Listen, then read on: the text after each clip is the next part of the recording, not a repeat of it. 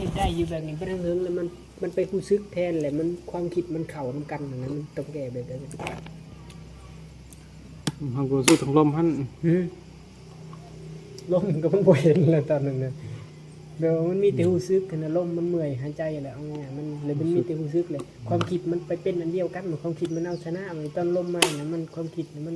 มันทยอยหนี้เนี่ยแล้ว แต่ว่าบัดนี้ว่าลมมันเมื่อยแล้วมันรู้สึกว่า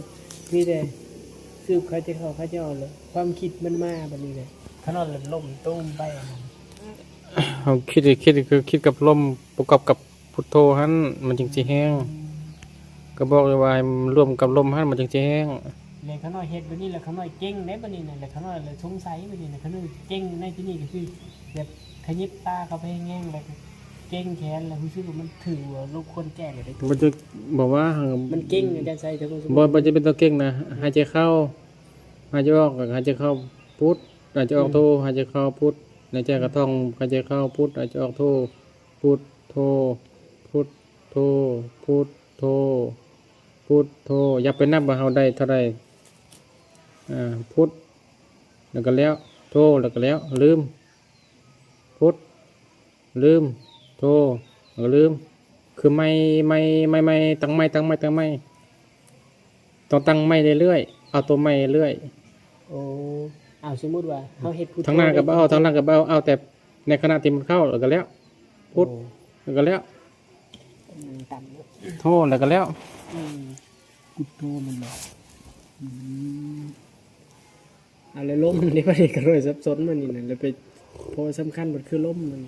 แล้วได้พุทโธมาแล้วมันลมนี่ก็เอาเข้าตอนไหน ก็พร้อมกันนั่นแหละ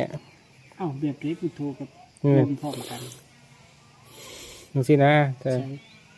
ใช้พุทโธอยู่ใช่ เฮาก็เว้าในใจเอา โอ้ จะหายใจเข้า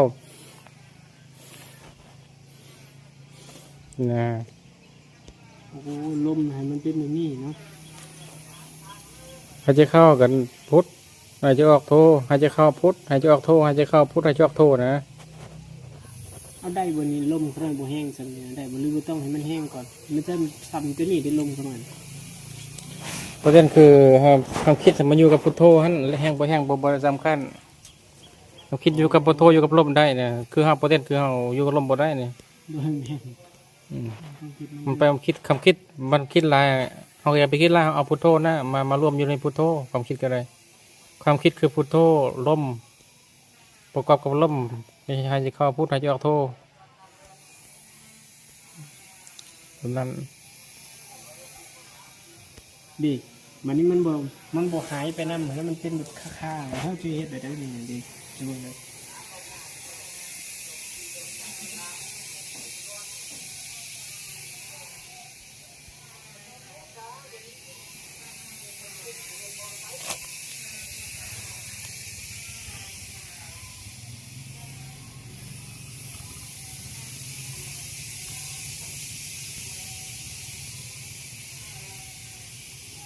เอาไปเอาลายโพสต์ เอานั่นแหละคันโอ้ผิดแล้วสนมเอาแบบไดซะ เอาหน่อยเดียวนะ แบบให้แต่ใจ พุทธ จะพูดนี้ โธ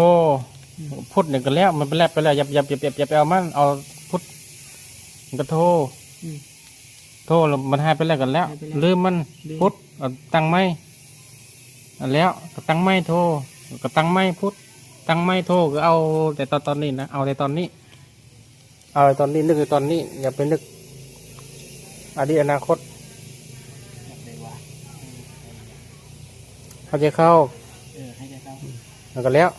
หายใจออกแล้วก็แล้วเอาตอนนี้หายใจเข้าแล้วก็แล้วหายใจออกแล้วก็แล้วหายใจเข้าแล้วก็แล้วหายใจออกแล้วก็แล้วซ้ำนี่นะ ถ้าลมนะตอนหนึ่งกันบ่เลือก บ่จะเป็นต้องต่อเนื่องอย่าไปต่อเนื่องก็อย่าว่าบ่ให้เอาทางหมัด โอ้เขาน่ เอาเป็นคณะ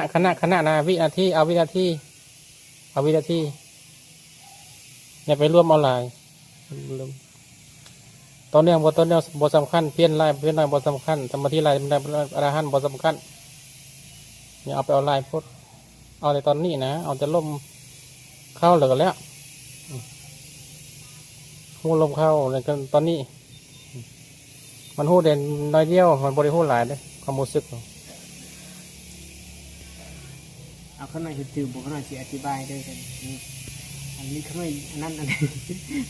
เอาสมมติว่าเอาสมมติว่าหายใจเข้าเนาะ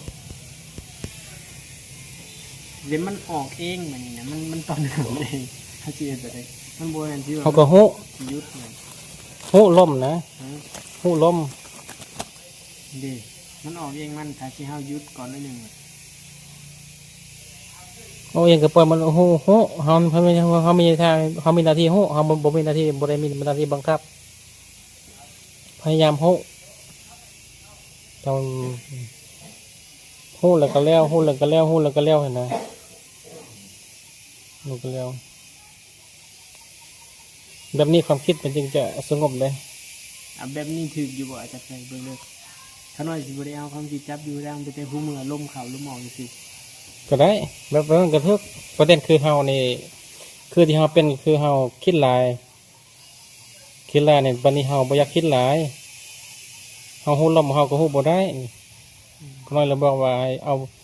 ถ้าคิดหลายนะมันฮู้รู้ว่ามันฮู้ลมบ่ได้เฮาเอาพุทโธนะความคิดก็มารวมกับลมหั่นพุทนี่โธพุท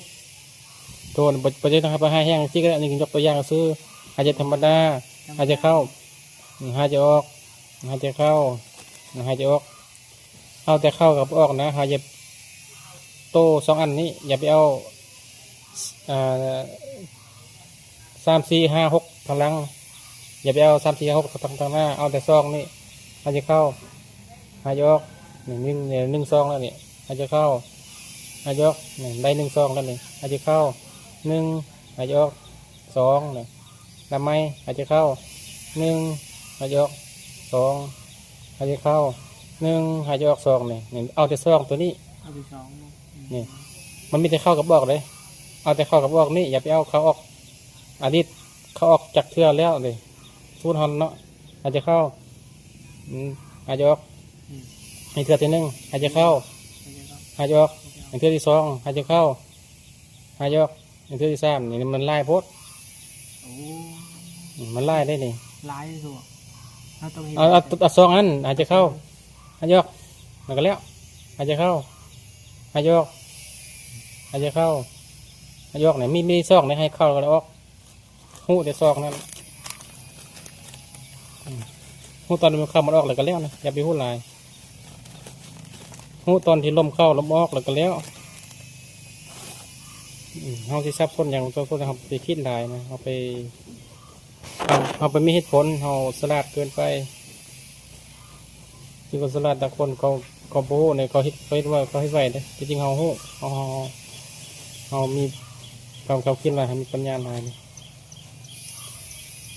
จริงๆที่เฮาทีมเหตุผลแล้วก็หายใจเข้าหายใจออกนี่เป็นคำมันง่ายสุดแล้วนะหายใจเข้าหายใจออกซ้ำนี่นะ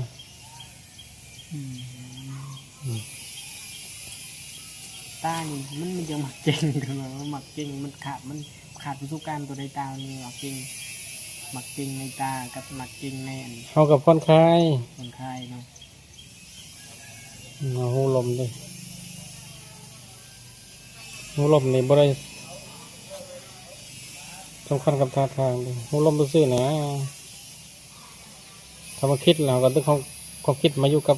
พุทโธโหลดเลขก็ได้นับเลขก็ได้1 2ก็ได้หรือว่าพุท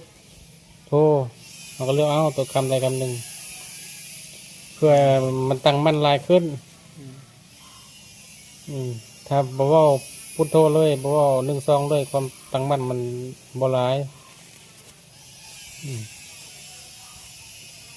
ตอนบ่หลายถ้ามีพุทโธเข้าไปนั่งความตั้งมั่นมันก็จะหลายขึ้น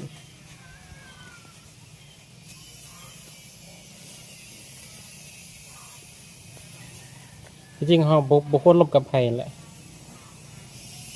ลบกับไผ่นี่เขาก็มีความคิดกับเปลี่ยนไปความคิดเขาก็เปลี่ยนไปนำลบกับคนที่เขาโบโหนะครับที่เขาเปลี่ยน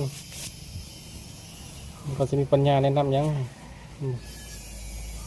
มีปัญญาแนะนำเขาแนะนำอะไรเลยแก้ให้อะไรอีกจิตใจเขาเสื่อมมันก็การปฏิบัติเขาก็มันก็เสื่อม แนวคิดของมันตอดการเราคิดมันเราคิดมันมีเหตุผลแบบนี้เป็นมันเป็นเรื่องธรรมดานะก็ค่อยๆแก้ไปที่จริงแก้ก็จะเป็นอย่างนั้นเขาก็อยู่กับอยู่ปัจจุบันอยู่ตอนนี้วินาทีนี้ขณะนี้เวลานี้ลมหายใจนี้ตอนนี้วินาทีนี้เข้าออกแล้วก็แล้ว ตอนนี้ตอนเข้าตอนออกหนึ่งสองพุทโธนี่มันก็มีแต่สั้นๆนะบริยาวนะบอกเข้าออกสั้นสั้นได้มันบริยาวบรินักมันบริแบกหลายแบบนี้วิธีปฏิบัติที่ถูกต้องนะปฏิบัติโดนปฏิบัติลายมันแห้งสั้นเข้ามันปฏิบัติละยาวรวมเอาทั้งหมดเลยไปยังเขาคือบริณบริมันบางบริเวณแล้วบันทึกละปฏิบัติแล้วก็ลืมที่ได้อย่างหูลมไม่แต่หูมันก็ยังมีเวลาลืมเวลาบ่ลืมนี่เวลาลืมก็คือมันแล้วให้มันแล้วมันหูไหมเวลาเราลืมเนี่ยเราไปเสียใจแสดงว่าเรากอบกุยเอาทั้งหมดเลยเราจะเอาทั้งหมดเลยเราปฏิบัติมาเราจะเอาทั้งหมดเลยเราต้องมีสติตลอดเวลานี่เราจะเอาทั้งหมดเลยเรายังมีสติเลยเราจะได้สติเลยเราจะได้ปัญญาเลยเราจะได้สมาธิเลยนี่เรากอบกุยเห็นอะไรเขาจึงสิฮู้มันกอบโกยตัวใดเลยเขาสิจับมันตัวใดเขายังไปมีเหตุผลก็ยังว่าหูล้มก็ได้ว่าตั้งแต่ต้นว่าหูล้มจำมันหูล้มสั้นๆนะบ่ได้ยาวนะสั้นๆมันจะเป็นยาวบนไหนมันบ่ได้ยาวเลยที่เรียกมันกับโกยทั้งหมดก็หายใจเข้าแล้วก็แล้วหายใจออกแล้วก็แล้วบอกว่ามันง่ายๆทำนี่นะจริงๆเขามองข้ามเขาคิดว่ามันยากยิ่งบริยาก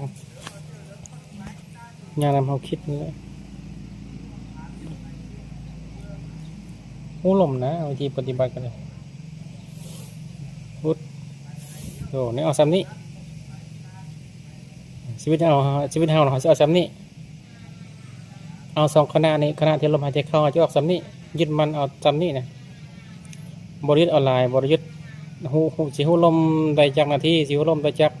ครั้งเนี่ยเขาบริเอาตัวนั้นอนาคตไปแล้วตัวนั้นมันนี่เขาหูได้จากครั้งแล้วเขาหูได้30 ครั้งแล้วหูได้จากครั้งแล้วนี่มันอดีตเบาอย่าไปได้เลยบ่อย่าไปอยากจะได้บ่ยังทั้งสิ้นอดีตกับเบาอนาคตกับเบามันจะเข้าจะออกแล้วกันแล้วบ่ยัง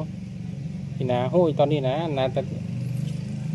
คนที่จะเมื่อยบันไดก็ตามมันก็ยังมันต้องมีปัญญาเฮ็ดแหละแค่ประคองลมตอนอยู่ปัจจุบันนี้ประคองลมให้มันอยู่กับปัจจุบันนี้เป็นไพ่เป็นพยายามบทสบายมันก็เฮ็ดได้นะอันนี้บ่ได้เขาไปแบกทั้งหมดเขาอยากได้ทั้งหมดเลยโดยนั่นแหละเอามีปัญหาอยู่แล้วจังซั่นสมมุติว่าหายใจเข้าของเขาหน่อยเนี่ยมันโอเคมันกระจับได้ว่ามันหายใจเข้าบัดข้างบัดเธอถึงไปแล้วเวลาหายใจออกแล้วมันคือค่าจุลอยอยู่มันแก่ได้นี่นะก็ลืมมันค่ามันทุกนั้น1-4มันก็ค่าก็เวลามันค่าก็ลองลุกเบิ่งเอาลุกก็ได้บ่ลุกแล้วก็ย่างเบิ่งหันนี่แข้งสิลมหายใจมันก็เริ่มกลับมามันก็หายใจบ่ต้องนั่งก็ได้หายใจย่างก็หายใจบางครั้งบางทีหายใจอย่างนี้นะย่างเมื่อยเลยนั่งสินะนั่งแบบไหนก็ได้นะ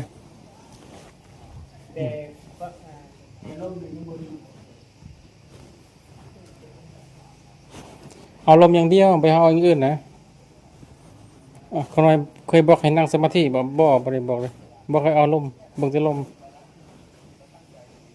เบิ่งลมนะเฮาสินั่งเฮาสิเตียนร่างกายเรื่องของเฮาเบิ่งลมได้บ่ล่ะ จะยืนเราจะกินข้าวเอาจะล่มนะมันบอกตั้งแต่ทำอิฐได้จักเดือนแหละเราล่มกับบานเอาจะล่มอย่างเดียวนะเห็นบอกคนนั้นย่ำแต่เน้นแต่ล่มนะเห็นบอก จะเบิ่งบ่เป็นอ่า มีเหตุผลอะไรคือว่าแล้ว ก็ล่มนะคนนั้นบอกได้บอกว่าต้องนั่งเด้อต้องย่างกลมตัวแต่ว่าเวลาเบิ่งล่มได้ดีเนี่ยมันต้องย่างและนั่งนี่เราจึงควรย่างควรนั่งก็ได้ว่าควรย่างควรนั่งแต่ว่าให้เอาในต้องเนี่ยมันมีต้องกับควรนั่นบ่ต้องเนี่ยต้องเอาล้มควรเนี่ยควรนั่งสมาธิควรย่างจงกรมเนี่ยควรตัวนี้เพราะมันจะให้ได้เบิ่งลมได้ดีเห็นบ่นั่งเครียดๆแล้วก็ย่างเงยหน้าเงยนั่น เครียดแล้วว่าคิด ควรเวลาไปจ้องเกินไปสบายนะหูลมนะคือจบเลยนอนก็ได้ถ้านอนสบายหูลมก็หูลมไปสำคัญคือหูลมอย่าไปลืมลม เป็นเราเขาเว้ามันก็ลืมไปแล้ว เฮาก็อย่าไปเว้าตัวอย่างเป็นอยากนั่งทางแกนี่เอาแกมันเอามีแต่ทางตันเฮานะมีแต่ทางตันไปบ่ได้ทางแก้มก็มันง่ายๆนะ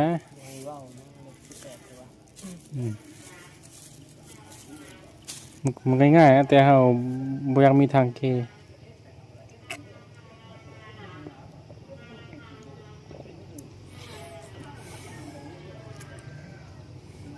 ถ้าทางในบ่สำคัญ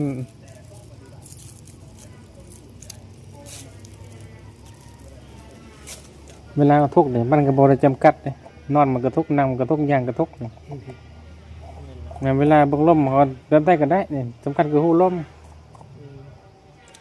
นี่แต่เฮ็ดมันง่ายนะมันบ่ได้เอาหลายนะมันแค่เข้าแล้วออกแล้วก็แล้วบ่ได้จำมาเข้าออกจากเทื่อแล้วจะเข้าแล้วจะออกจากเทื่อจะหูลมจากเทื่อจะมีสติหลายหรือน้อยจะมีสมาธิไรเนาะอันนั้นมันแบกทั้งหมดแหละโมเมนต์เอามันแบกอนาคตหมดแล้วแค่หูหรือออกหูออกถ้ามันแห้งสั้นหายใจเข้าแล้วก็หูตัวเดียวเลยหายใจเข้าหนึ่งหายใจออกหนึ่งอันไม่ตัวนี้หายใจเข้าหนึ่งอ่ะไม่หายใจออกหนึ่งไม่คือไม่ว่าตั้งไม่เอาตัวไม่เอาแต่หนึ่งตัวเดียว2 3 4 5บ่เอาซะมันลายพดมันจะสับสนเอาหนึ่งหูตอนลมเข้านี่จบเลยแล้วก็ออกหูตอนลมออกจบเลยพอหูลมเข้าไม่พอหูลมออกไม่พอนี่นาทีเรามีซ้ำนี่ โอ้เขานอนหลับไปคิดตัวที่ว่ามันลงฮอตปอนฮอตตับฮอต บ่แสดงโอ้สับสนซะเนาะ ในเขาแบก โอเคคือว่าให้มันรีบปิดไปดังกับพ่อมันบ่เนี่ย เพิ่นตั้งคือเอาเบิ่งแบบสลัดนะคนสลัดนี่ แตกแล้วโอ้ผิดหลายมือแล้วซะ คือมันสิฮู้มันลมมันสิไปบุญเขาสิไปฮู้หยังลมมันมาทางมันมาบอนนี้มันมาบอนนี้เขาก็ท่าบอนนี้เขาก็ไปตับบอนนี้ตับบอนนี้ตับบอนนี้ตับบอนนี้เขาจะไล่ไปตับอื่นคือโรงงานผลิตน้ำดื่มน้ำมันก็ไล่มาเขาก็นั่งอยู่นี่เขาจะไปไล่ตามมันหยังไล่มาเขาก็จับมาก็จับมาก็จับมาก็จับแล้วจบเป็นหัวม่วงแล้วก็เศร้ามือไม่มากไล่ก็จับแล้วก็จับขอจับบ่ทันแล้วเป็นทุกข์ยามจับบ่ทันก็เรื่องของมันทิ่มเลยตัวก็จับมาตอนนี้จับตัวนี้ขอจับไปจากอันแล้วมือนี้เนี่ยกับปุถุชนจับไปตอนนี้ได้แต่ชิ้นนี้แล้วพอแล้วมือนี้เอาเมื่อยแล้วเศร้านอนมืออื่นเห็นไหมจับน้ำดื่มอีกมาใส่ดื่มมาใส่ได้นั่นแหละนี่ให้แบบสบายๆนะง่ายๆนะ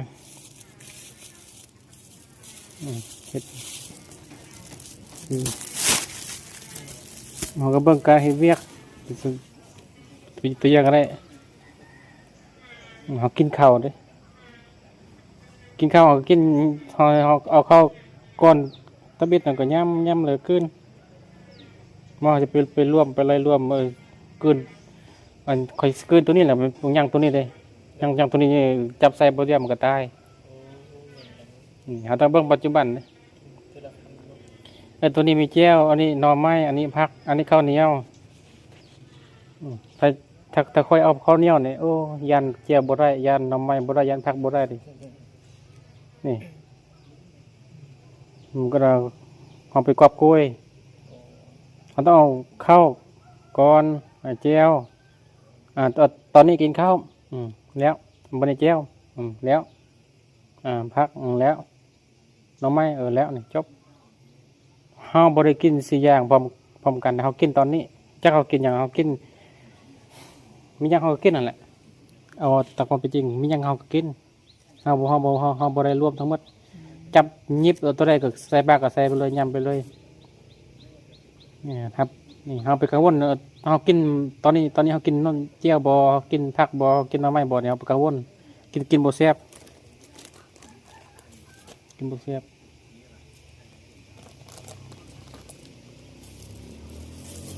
เราก็อยู่ตอนนี้อันนี้ย่อสั้นจากปัจจุบันเนี่ยปัจจุบันเขาจะยากปัจจุบันเขาจะยากตอนนี้เขาจะยากอีกย่อลงมาอีกลมหายใจเข้าหายใจออกยากอีกเอาหนึ่งเข้าแล้วก็แล้วออกแล้วก็แล้วเข้าออกมันยังมี2อยู่เอาตัวเดียวหนึ่ง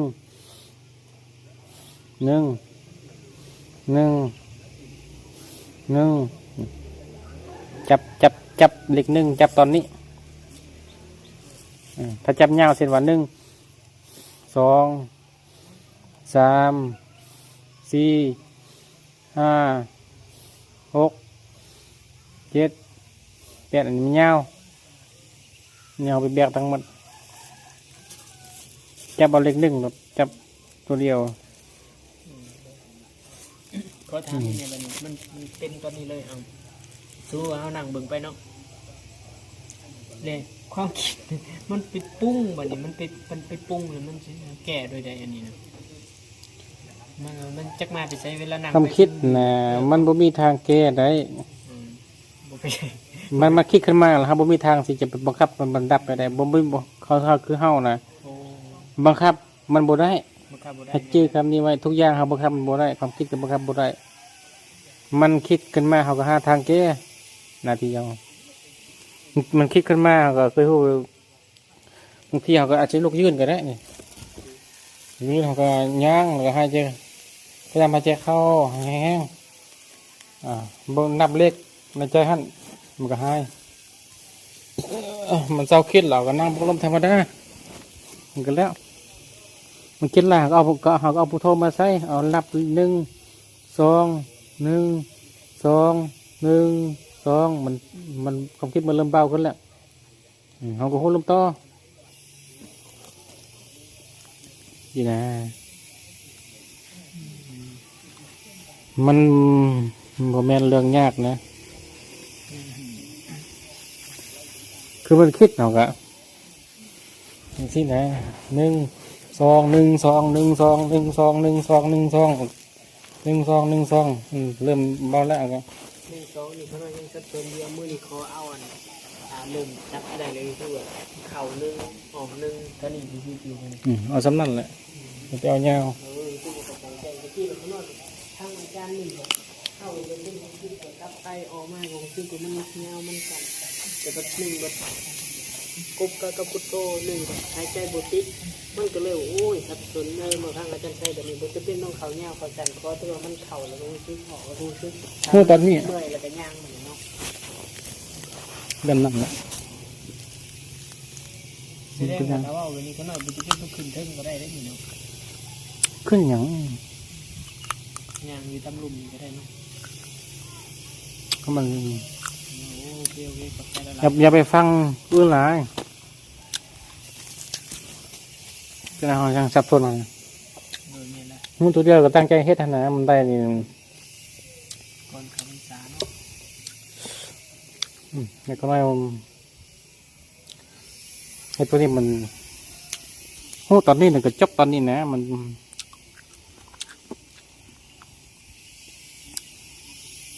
นั่นเอาเกิดเกิน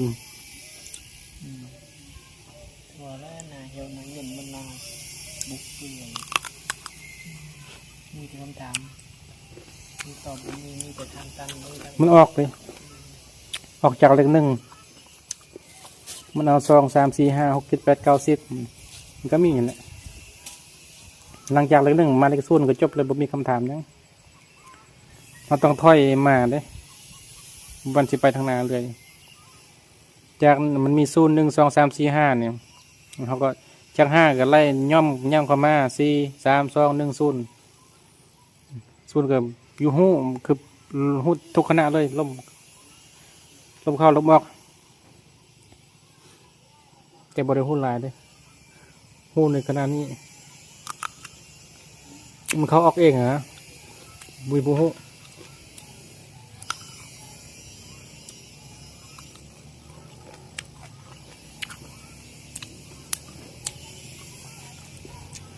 เดี๋ยวไม่ใช่สับสนสองบ่อนก่อนที่จะนั่น